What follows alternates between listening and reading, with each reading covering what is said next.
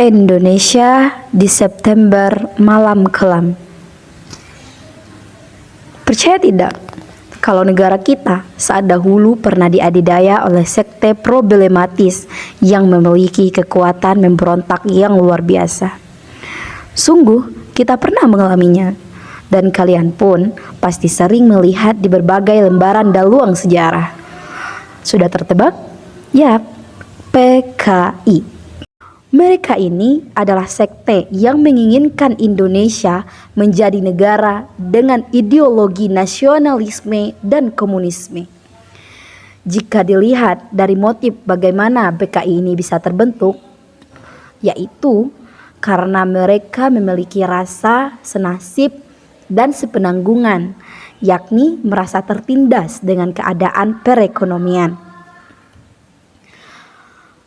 Lalu, pergerakan mereka pun didukung pula oleh salah satu negara adik kuasa saat itu yang merupakan kiblat dari komunis, yaitu Uni Soviet. Pemberontakan mereka terpotret sangat kelam dimulai dari pemberontakan 1926. Serikat Buruh Perdagangan dinahkodai oleh Musso yang saat itu melakukan sebuah revolusi untuk menggulingkan pemerintahan kolonial. Pemberontakan ini disinyali dengan pemogokan oleh para buruh kereta api, dan pemberontakan secara gamblang dilakukan di Jawa Barat dan Sumatera Barat. Penguasa kolonial menghancurkan pemberontakan itu secara brutal. Saking kejamnya, ribuan orang dibunuh. Sekitar 13.000 orang ditahan, 4.500 orang dipenjara, dan dibiarkan mati begitu saja.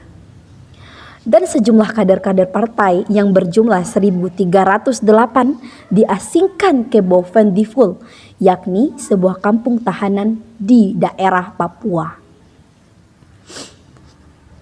Terbayangkan sekacau apa dan sekelam apa suasana saat itu? Sejak saat itu eksistensi PKI meredup. Gerakan mereka cenderung mengalami kepedihan. Puncaknya adalah ketika peristiwa Madiun pada tahun 1948. Saat itu ribuan kader partai terbunuh dan 36.000 orang dipenjara. Di antara beberapa pemimpin yang dieksekusi termasuk Musso yang dibunuh pada 31 Oktober saat tertangkap di Desa Nitin, Kecamatan Sumorejo, Ponorogo, ketika Musso mencoba melarikan diri dari penjara. Kemudian, pada tahun 1950, PKI kembali terbit dan menunjukkan eksistensi mereka dengan memposisikan diri sebagai partai nasionalis yang diketuai oleh D.N. Aidit. Dengan pemimpin-pemimpin muda seperti Sudisman, Lukman, Joto, dan Sakirman.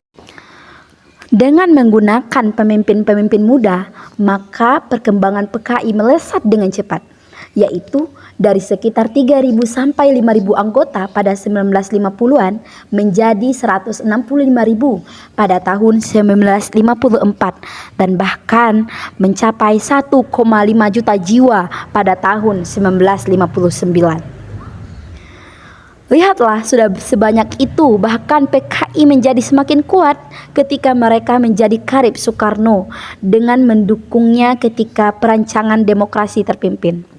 Soekarno semakin menunjukkan kekuasaannya pada PKI, apalagi ketika mereka berhasil menempati posisi 4 besar dalam pemilu 1955.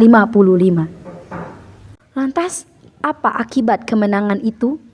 Akibatnya yaitu membuat Soekarno mulai banyak memasukkan kader PKI dalam jajaran menteri. Bahkan saking kuatnya di Indonesia, keanggotaan PKI mencapai 3 juta orang. Dan juga Indonesia dinobatkan sebagai partai komunis terkuat di luar Uni Soviet. Secepat itu? Ya, merasa kuat dan memiliki ambisi untuk menguasai. PKI merancang segala pemberontakan dengan sangat gencar. Pada tanggal 30 September malam dilakukan sebuah pergerakan untuk menculik 6 jenderal senior Indonesia dengan cara disekap, disiksa, dan mayat mereka dibuang ke dalam sumur. Gerakan kelam ini dinamai dengan gerakan G30 SPKI.